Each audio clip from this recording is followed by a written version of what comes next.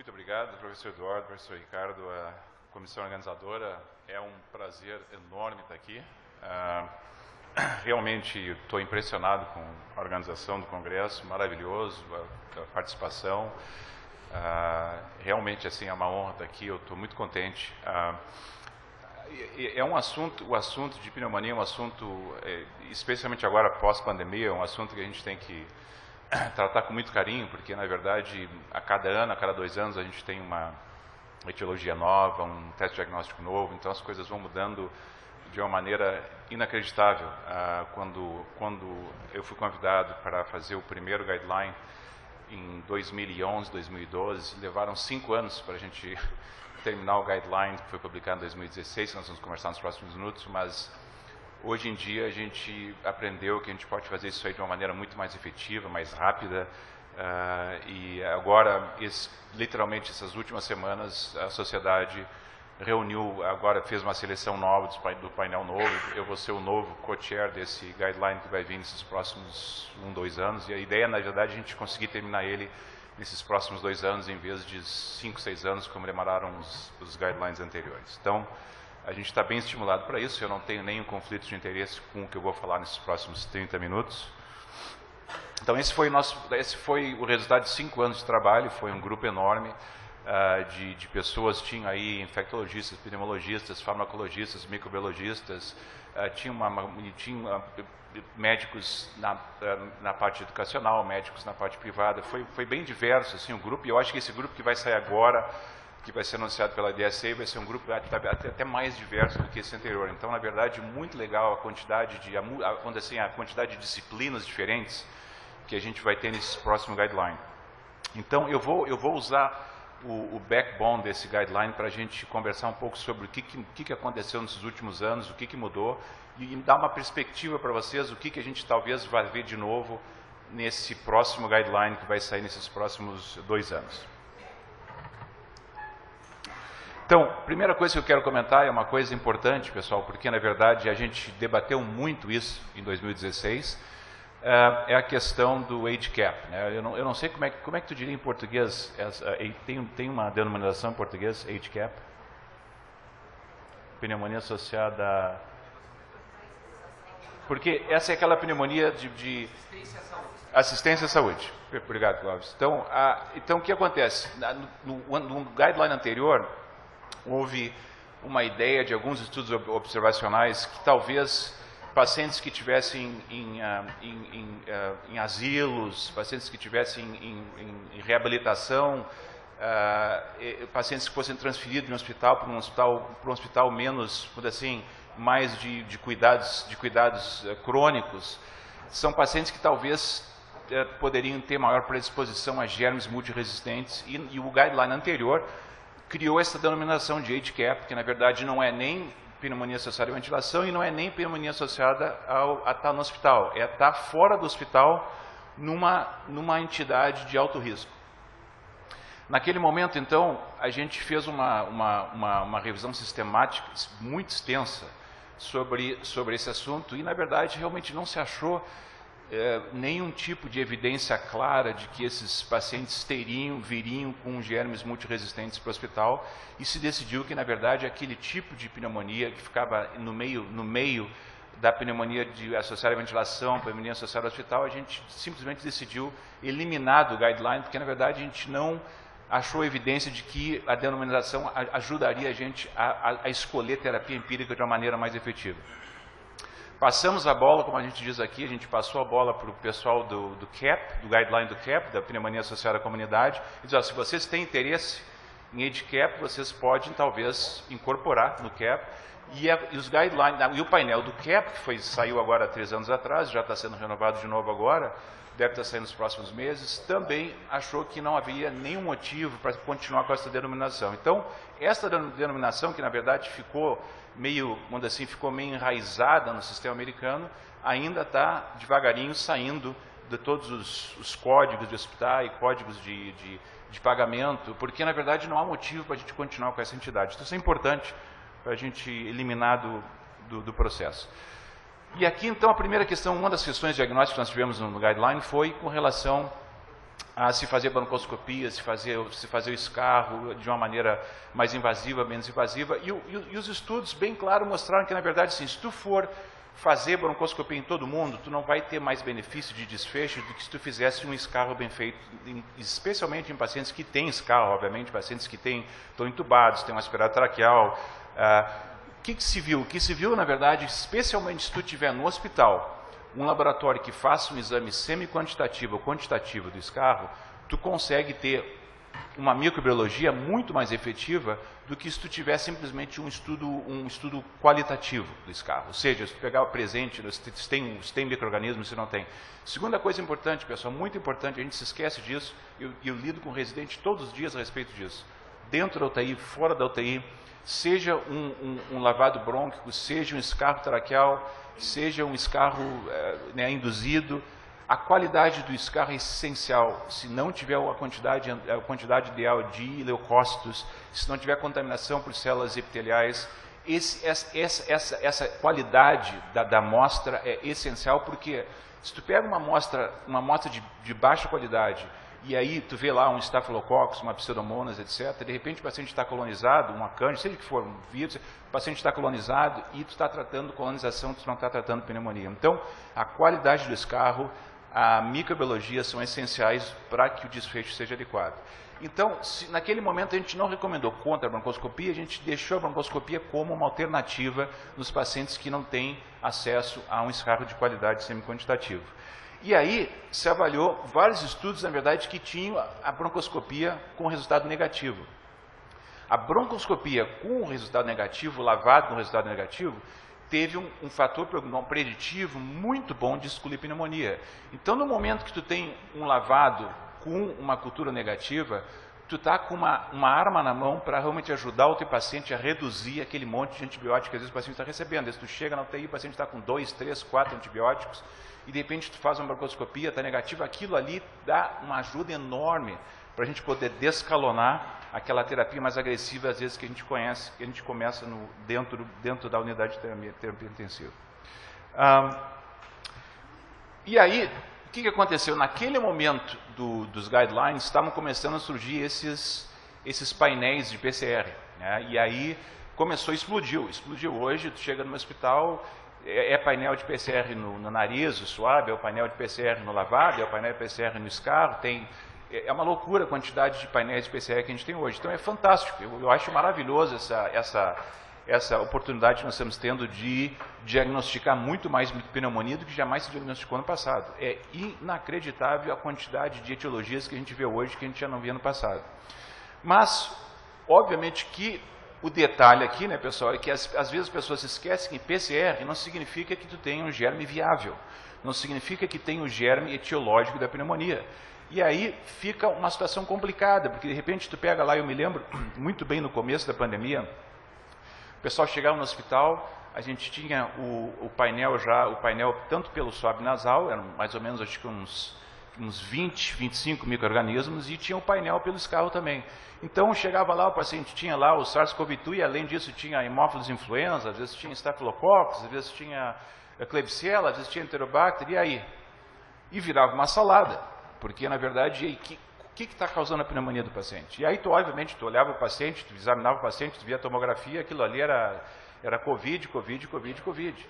E o que acontece? E aí tu tem que começar a te dar conta que na verdade tu tem que botar um freio na questão de ficar tratando tudo que é PCR que tu vê positivo. Então, não é assim que tu aborda o paciente. O PCR ele é um complemento da tua abordagem clínica. Então, a gente realmente tem que juntar os pedacinhos para a gente não ficar tratando o paciente inadequadamente com os antibióticos que o paciente nem precisa, não é verdade?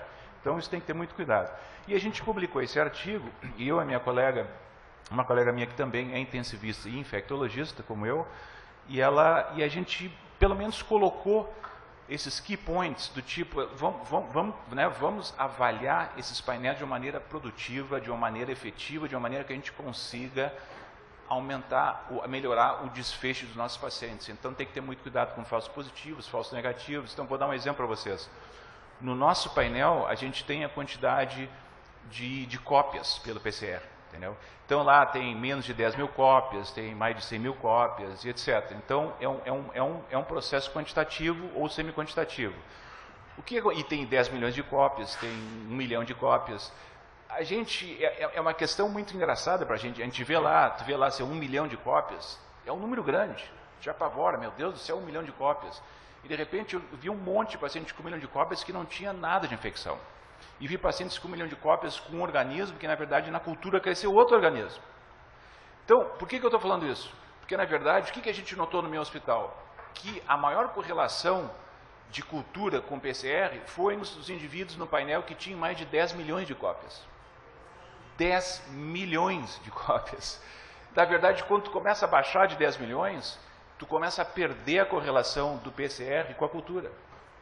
Então, por que isso é importante, pessoal? Porque de repente tu está lá no meio do fogo, na UTI, o intensivista, o pessoal tratando paciente grave, paciente séptico, paciente em choque, paciente com pneumonia associada à ventilação, e aí aparece no computador lá o resultado do escarro, 1 milhão de cópias, 100 mil cópias. Aí te apavora, meu Deus, vamos lá, vamos começar os antibióticos. Então, tu tem que colocar no contexto do paciente. É isso que está acontecendo? É um paciente predisposto a esse tipo de infecção? É um tipo de infecção clínica, na verdade, a apresentação clínica que correlaciona com aquele PCR? É um tratamento que pode ser adequado naquele momento? Então, de novo, pessoal, esses resultados são maravilhosos, eu uso ele todos os dias, todos esses PCRs, mas se você não colocar no contexto clínico do paciente, a gente vai ter muita dificuldade, a gente vai tratar pacientes que não precisam ser tratados e não vai tratar pacientes que precisam ser tratados. Então, tudo isso, muito importante. E uma coisa no guideline que a gente também debateu bastante foi o uso de biomarcadores. Biomarcadores, até hoje, a gente está na procura de biomarcadores que nos ajudem, na beira do leito, a entender o que está acontecendo com o paciente. Então, naquele momento, a gente usou a proteína C reativa, que aqui chama PCR, né? Na verdade, PCR, a procalcitonina, o TREM1 e o CPIS, que na verdade é um score clínico. Pessoal, olhamos tudo que vocês podem imaginar de literatura naquele momento, e a nossa conclusão foi de que nenhum desses biomarcadores podem ser usados como biomarcadores de diagnóstico para pneumonia. Nenhum deles. Por quê?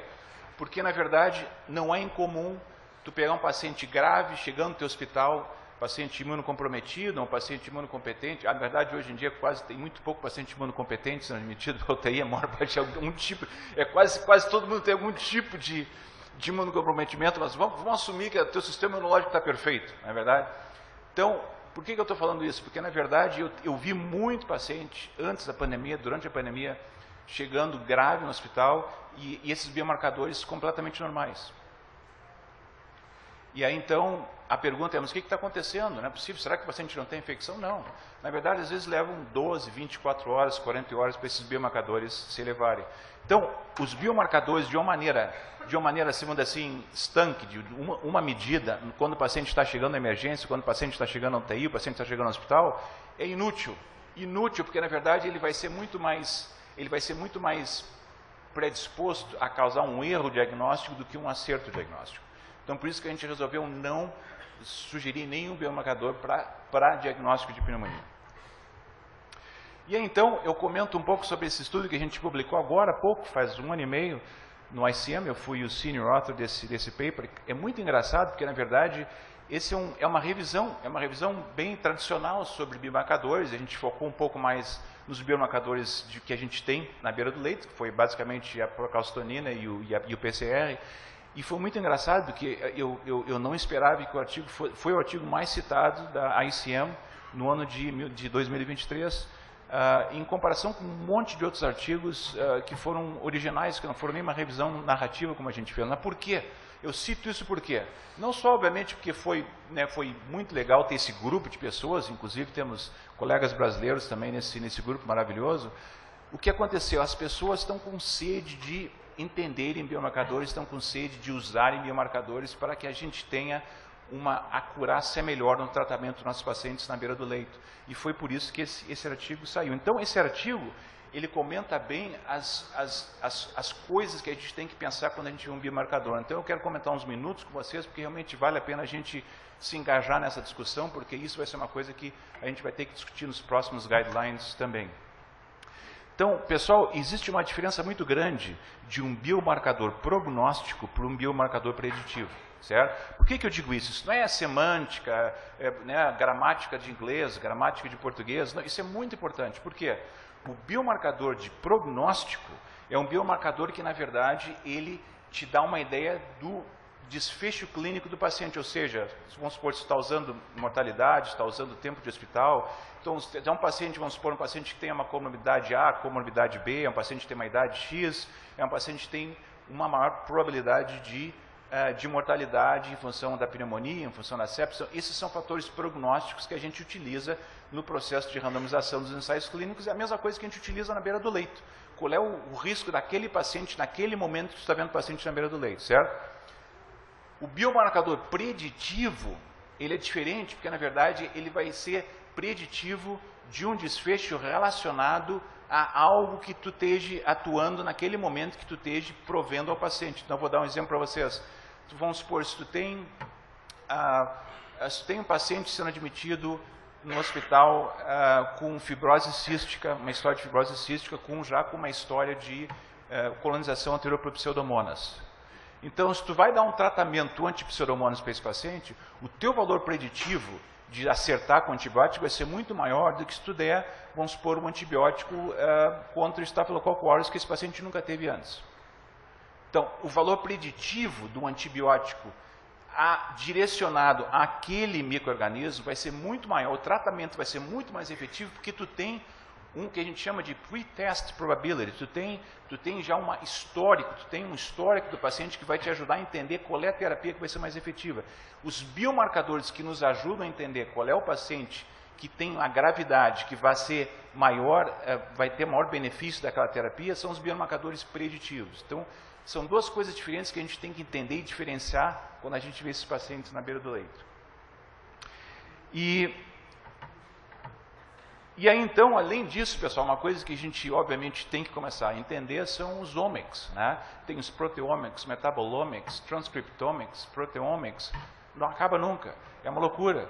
Mas por que isso é importante? Porque, na verdade, todos esses biomarcadores moleculares e clínicos, eles vão ter utilidades na beira do leito para a gente. E eu garanto para vocês que nos próximos 5, 10 anos, vários desses estudos que estão usando esses omics, eles vão começar a fazer parte da nossa avaliação clínica nesses pacientes, porque na verdade eles vão conseguir nos dar os fenotipos, eles vão conseguir diferenciar os pacientes que se beneficiam de algumas terapias, tanto antibacterianas, antivirais, como também dos imunomodulatórios que a gente começou a usar mais durante a pandemia de Covid, que na verdade eu acredito que nós vamos começar a usar mais em sepsis e pneumonia, especificamente com fenotipos direcionados a situações onde o sistema imune pode se beneficiar desses imunomodulatórios. Então, tudo isso vai ser parte da nossa terapia, tudo isso vai ser parte da infectologia.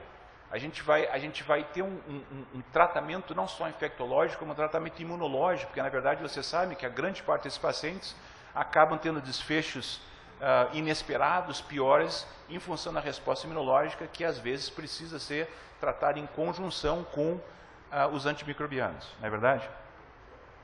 E a gente fez uma comparação de sensibilidade e especificidade da procalcitonina com os outros biomarcadores, da PCR, dos antígenos urinários, dos beta-glucan e etc. Então, é um artigo que eu recomendo para vocês, que foi muito legal, a gente trabalhou bem para tentar entender um pouco essas diferenças desses biomarcadores. E eu não vou me ater muito, mas só quero mostrar para vocês a importância de a gente começar a trabalhar mais, investir mais e tentar entender mais esses biomarcadores. Então, o futuro dos biomarcadores vai ser, como eu comentei, a gente vai ter que decidir exatamente quando usar, como usar. O uso seriado desses biomarcadores é importantíssimo, pessoal. Essa fantasia de tu achar um biomarcador que vai te dizer exatamente o que está acontecendo com o paciente é uma piada. Eu vou dar um exemplo para vocês. E eu sou velho o suficiente, estou cheio de cabelo branco para dizer para vocês o seguinte: quando eu comecei na faculdade de medicina, a gente não fazia raramente a gente media ácido lático na UTI em pacientes com sepse. Tá? Vou dar um exemplo bem grosseiro para vocês. E aí se começou devagarinho, a gente fazia as gasometrias, eu me lembro lá aprendendo a fazer as gasometrias, tentando, né, e demorava um tempão para a gasometria voltar para a UTI, aquela coisa toda. Hoje em dia, né, na hora, tu faz ali, tem aqueles rapid tests, é sensacional. Vou dar um exemplo para vocês. Se chegar um paciente chocado, hoje, né, no hospital para vocês, chocado na UTI, tu jura que o paciente é séptico. O paciente está, sei lá, com uma pneumonia grave, uma pielonefrite grave, não tem dúvida, tu está vendo o quadro clínico, o quadro radiológico, o paciente, não há dúvida que o paciente tem sepsis, o paciente está em choque séptico. Aí, tu faz lá a medida do ácido lático no sangue e o ácido lático é normal. Normal. O paciente está com 3 vasopressores. E aí? Aí chega lá um indivíduo para ti e diz, cara, mas doutor Calil, olha, eu sei que o senhor acha que o paciente está com choque séptico, mas olha, o lactato é normal, pelo amor de Deus, com 3 pressores. Então, por que isso é importante? Porque 30% dos pacientes com choque séptico vão ter lactato normal. Então, não é todo paciente que tem hipoperfusão que vai ter acidose lática. Então, não é um motivo para dizer que o paciente não tem choque séptico. É um absurdo. Então, tu vê um biomarcador bem simples. E vou dar um outro exemplo para vocês. Tu pode ter um paciente chegando hoje no hospital, chega no UTI, e o paciente nem está muito grave, mas de repente tu faz mede um lactato, o lactato está 3, 4, 5. E aí tu começa a entrar em pânico. Vem cá, o que está acontecendo? Onde é que estão os antibióticos? E que o paciente tem uma insuficiência cardíaca. O paciente nem tem infecção. Então, de novo, pessoal, o biomarcador só vai ser útil se tu usar o cérebro, como eu diria no sul, se usar os tutanos. Né? Tem que usar isso na beira do leito, tu tem que combinar o quadro do paciente com os biomarcadores. Vamos lá, tratamento inicial, pessoal. Outra coisa que mudou dramaticamente no nosso guideline em 2016 foi isso. O que a gente fez? A gente fez o seguinte, olha, não tem biomarcador. Não tem biomarcador. A gente gostaria de ter um biomarcador para definir a severidade e o risco de o paciente desenvolver infecção multiresistente. Então, o que a gente fez? Vamos, pelo menos, usar o que a gente pode usar do ponto de vista clínico e epidemiológico para a gente definir os pacientes que têm maior risco de ter um germe multiresistente, que são os pacientes que vão precisar de antimicrobianos de amplo espectro, não é verdade? Então, pacientes que usaram terapia endovenosa, antibiótico endovenoso nos últimos 90 dias. Vejam bem como que isso foi escrito. Não é tomar um comprimido da farmácia há 2 semanas atrás, porque, entendeu? Sei lá, o paciente teve lá um resfriado. Não é comprimido, não é um antibiótico. Terapia antibiótica endovenosa nos últimos 90 dias foi o único fator de risco desse ponto epidemiológico que mostrou pelo menos uma correlação com a prevalência de germes multiresistentes. Ou seja, um paciente que já teve exposição ao sistema de saúde, exposição ao tratamento. Pacientes em choque, pacientes com SARA, não se chama mais SARA agora, né? Ainda se chama SARA? Não é SRAG? SRAG? É a mesma coisa ou não é? Agora o meu português falhou, pessoal, aí já não... Depois vocês me ensinam o que é SARA e o que é SRAG. Tá bom. 5 dias no hospital é arbitrário, mas na verdade se decidiu que na verdade pelo menos é um momento onde tu começa a ver um pouco mais de exposição aos germes multiresistentes e necessidade de diálise. Né? Então são coisas, na verdade são coisas bem típicas, clínicas de pacientes que estão mais graves e certamente é uma situação onde tu começa a pensar mais em germes multiresistentes. Então, o que aconteceu? Outra coisa que a gente comentou nesse guideline, que foi a primeira vez dentro do IDSA, que a gente fez esse tipo de recomendação muito forte, foi de que se faça antibiogramas dentro do hospital, dentro das unidades do hospital, de uma maneira regular, sistemática e frequente. Por quê, pessoal? Porque, na verdade, tu chegar no hospital, tu trabalha em 2, 3 hospitais, vamos supor, tu chegar em cada hospital e dizer, olha, nesse hospital aqui eu prefiro usar tal antibiótico, naquele hospital eu prefiro usar tal antibiótico por causa da pneumonia, mas só um pouquinho. Qual é a prevalência dos micro-organismos, qual é a microbiologia de cada hospital? Se tu não souber, tu vai estar dando chute no escuro. Não é verdade? É faca na bota, tu vai fazer um monte de erro. Então por quê? Porque para ti ter uma terapia empírica para a pneumonia, onde tu vai conseguir acertar a terapia de uma maneira que tu vai causar benefício ao paciente, tu tem que ter uma ideia de qual é o tipo de germes que tem naquela unidade. Então foi essa recomendação que, na verdade, estimulou todos os hospitais americanos a mudarem o procedimento de antibiogramas, ou seja, os antibiogramas começaram a ser feitos de uma maneira sistemática na maior parte dos hospitais hoje, mesmo hospitais comunitários pequenos. Tu vai lá no interior do meu estado de Nebraska, eles têm antibiogramas a cada 3, 6, 9 meses, dependendo do tamanho do hospital, a cada ano, e os antibiogramas são distribuídos aos infectologistas, aos clínicos, aos intensivistas, carregam o antibiograma, eles carregam no bolsinho, eu carrego no bolso do meu avental, porque tu sabe exatamente qual é a prevalência desses micro-organismos nas unidades diferentes. Então, a questão de coletar o tipo de infecção que tu tem na UTI A, na UTI B, no andar A, no andar B, no andar C. Dessa maneira, quando vocês estão vendo um paciente com uma infecção nosocomial, vocês vão ter uma habilidade muito maior de acertar a terapia empírica. Então, isso, para mim, foi uma das recomendações mais importantes do guideline, de estimular os hospitais a realmente fazerem disso uma norma, fazerem disso um processo sistemático e muito importante.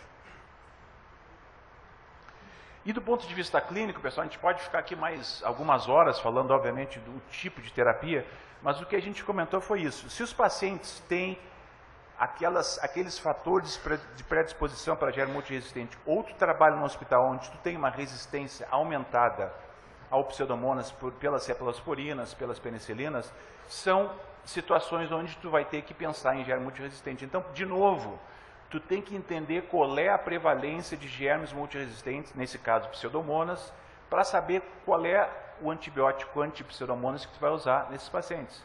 Então, essa prevalência vai te ajudar a entender qual é o paciente que vai se beneficiar. Mesma coisa pelo Staphylococcus aureus. Staphylococcus aureus, tu tem uma prevalência aumentada de Staphylococcus aureus resistente à amoxicilina, tu vai certamente tender a usar mais vancomicina e linazolida. Se tu vive num hospital onde a prevalência de Staphylococcus é muito baixa, ou a prevalência de Staphylococcus resistente à amoxicilina é muito baixa, não há necessidade de usar esses antibióticos. Então a gente deixou isso ao critério de cada clínico, ao critério de cada UTI, ao critério de cada hospital. Deixa eu passar aqui para a gente está meio que me entusiasmei demais aqui, a gente passou do tempo. Deixa eu passar aqui. Então, de novo, muito importante, pessoal. Às vezes a gente se esquece disso, né? Tem uma questão científica interessante aqui. Às vezes a gente tem aquela impressão, e vocês devem se lembrar isso do começo da pandemia, quanto mais antibiótico dá, melhor. Não vão nem falar do que não é antibiótico.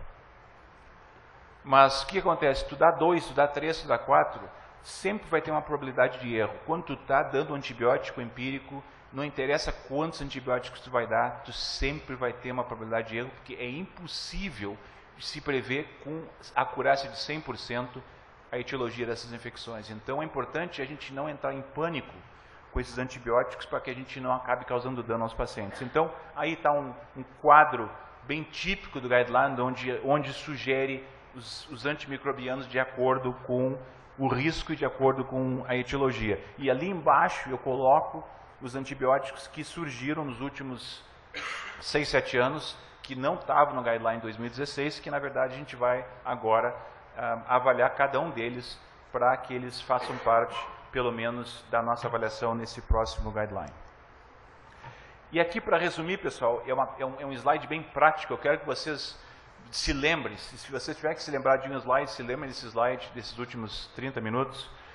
Essa é a maneira mais adequada para a gente acertar a nossa terapia empírica num paciente com uma infecção grave associada à ventilação. Então, a parte epidemiológica, o paciente recebeu antibióticos endovenosos, o paciente estava mais 5 dias na UTI, no hospital, nesses últimos dias. O antibiograma local, ou seja, qual é a prevalência de germes na tua unidade, no teu hospital, e a severidade da doença. Se tu entender esses 3 fatores, as chances que tu vais ter de acertar a terapia antimicrobiana é incrivelmente mais alta do que se tu não usar nenhum desses fatores. Então, eu acho isso de uma didática maravilhosa e é exatamente o que eu faço na beira do leito. São os 3 fatores que eu avalio sempre quando a gente está tentando entender qual vai ser a terapia mais adequada para aquele paciente grave na beira do leito. Aqui foi uma discussão interminável, isso nós estamos falando em 2014, 15, 16, né?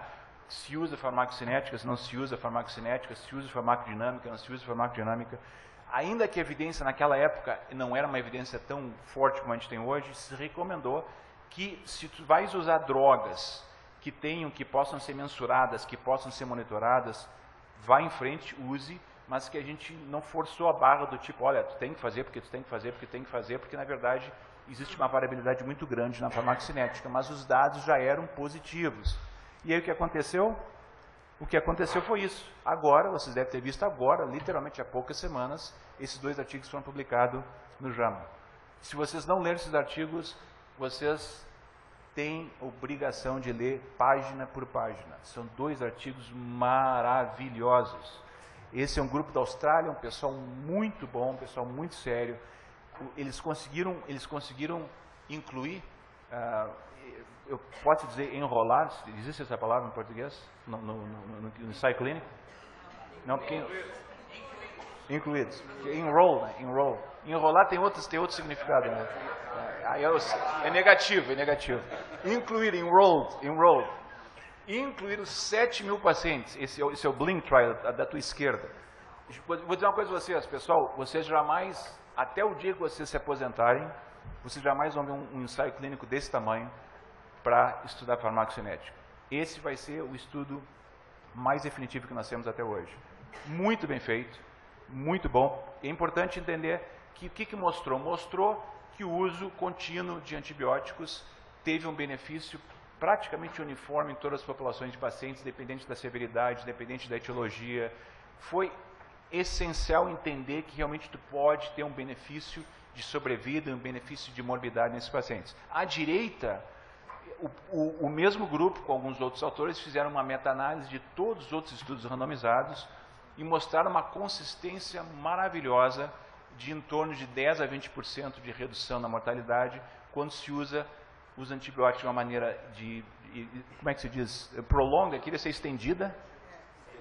Estendida, tá certo? Estendida ou contínua. Contínua é um pouquinho mais complicado. A gente faz muito estendida no meu hospital, raramente a gente faz contínua, mas a gente faz muito estendida em pacientes graves. Porque, na verdade, tu consegue manter os níveis de antimicrobianos acima do MIC, obviamente, por um período muito mais acurado e muito mais prolongado.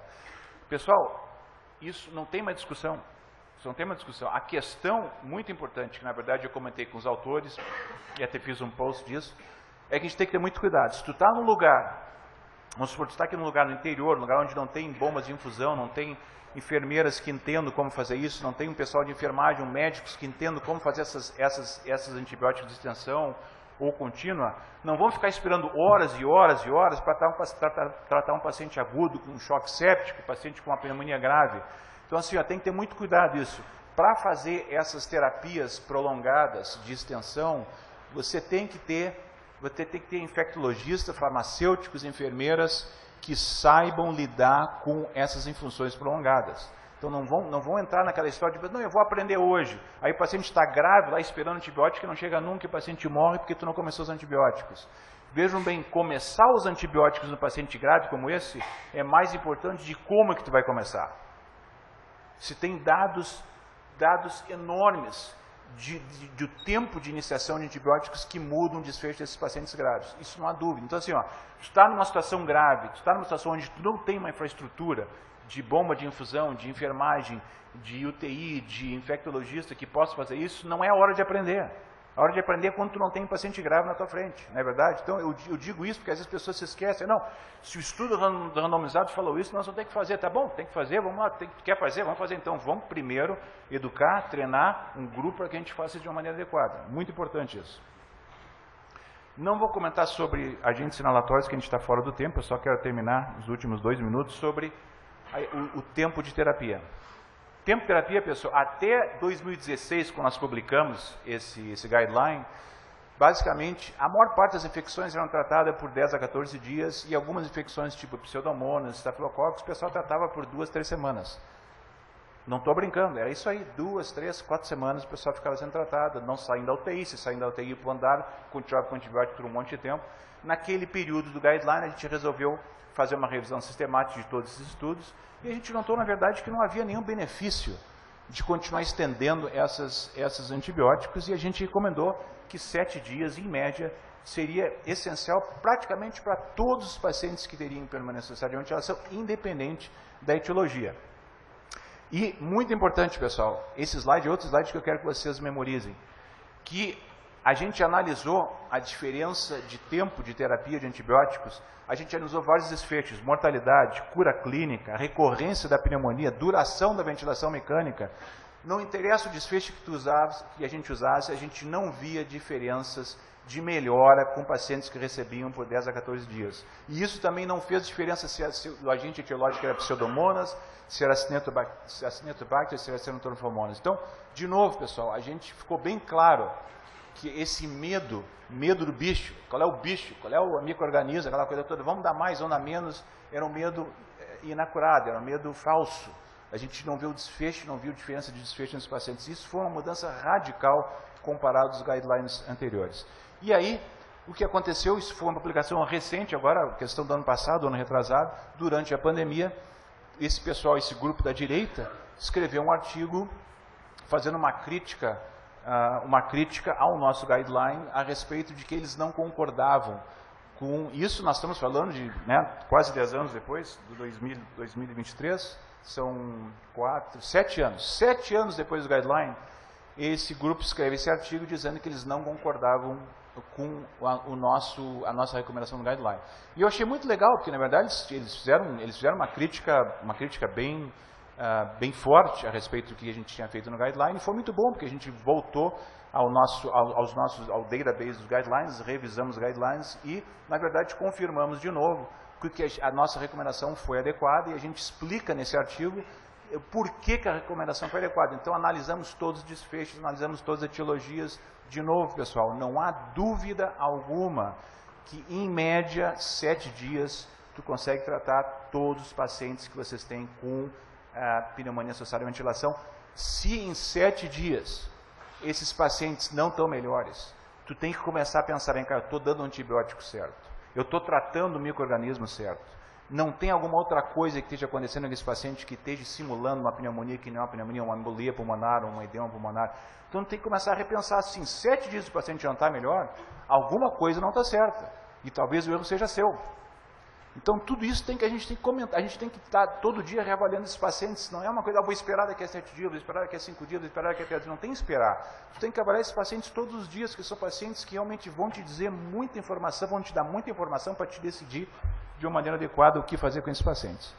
E aí, eu vou terminar aqui dizendo que o descalonamento é essencial. Descalonamento é essencial, pessoal. Aqui, ó, como intensivista, como infectologista, eu digo para vocês, tu está com um paciente grave na beira do leito, tu vai iniciar o que tu quiseres, o antibiótico que tu quiseres, a quantidade de antibiótico que tu quiseres. Eu não vejo nenhum problema com isso, porque tu está no escuro, tu está com um paciente grave, à meia-noite, o paciente está sendo entubado, tu não sabe o que está acontecendo, tu não pode julgar um indivíduo no meio da noite com um paciente grave, porque o médico começou 2, 3 antibióticos. Eu não vejo nenhum problema com isso. O meu problema, eu vejo, é no dia seguinte, nas próximas 24 horas, nas próximas 48 horas, que o paciente ainda está recebendo 3, 4 antibióticos e ninguém parou para reavaliar o paciente. Esse é o meu problema. Aí no dia 4, no dia 5, o paciente começa a ter diarreia e faz uma baita de uma colite por Clostridium difficile. Ou Clostridioides difficile, já mudou o nome. E aí? Agora o paciente está com uma diarreia grave, ficou chocado, de novo, está chocado em função de uma colite por Clostridium difficile. E aí o paciente acaba na sala cirúrgica com reecção de intestino. Já vi isso várias vezes. Então, pessoal, descalonamento é essencial. E aí que eu digo para vocês que os biomarcadores podem ter uma utilidade maior. Esse foi um artigo que eu escrevi com um colega meu da nossa divisão, Trevor, a respeito de usando procalcitolina como uma medida de descalonamento. É uma coisa que a gente vai conversar muito mais nesses próximos guidelines. E também existem estudos com outros biomarcadores a respeito disso. Ou seja, em vez de tu chegar lá, olha, pessoal, chega de antibiótico, olha aí, isso é muito antibiótico, o paciente já está melhor. Não quero parar nada, vamos deixar assim. O biomarcador vai começar a nos ajudar a entender, a discutir com os nossos colegas a respeito de por que a gente está sugerindo isso. Então, muitas vezes, por exemplo, com relação à procalcitolina e sepsis, quando tu tem uma descida de 80% a 90% da procalcitolina, se tu medir seriado, tu tem uma acurácia enorme de tu conseguir descalonar os antibióticos, que o paciente já conseguiu lidar com a infecção. Então, eu uso isso frequentemente em pacientes graves, em pacientes que estão precisando de muito antibiótico, porque nos dá um alento, nos dá uma ajuda, nos dá um suporte para entender o que está acontecendo com a relação de lidar com a erradicação da infecção. Então, quando chega naqueles 80%, 90% de redução da procalcitonina, é uma situação onde tu tem que começar a pensar agressivamente por que tu está usando todos esses antibióticos, por que tu não está na hora de escalonar, por que tu está na hora de, talvez, inclusive, de descontinuar os antibióticos. Então, são essas situações onde os biomarcadores vão também contribuir muito. Mas, de novo, a medida tem que ser seriada, não vai ser uma medida única. Muito obrigado, muito obrigado.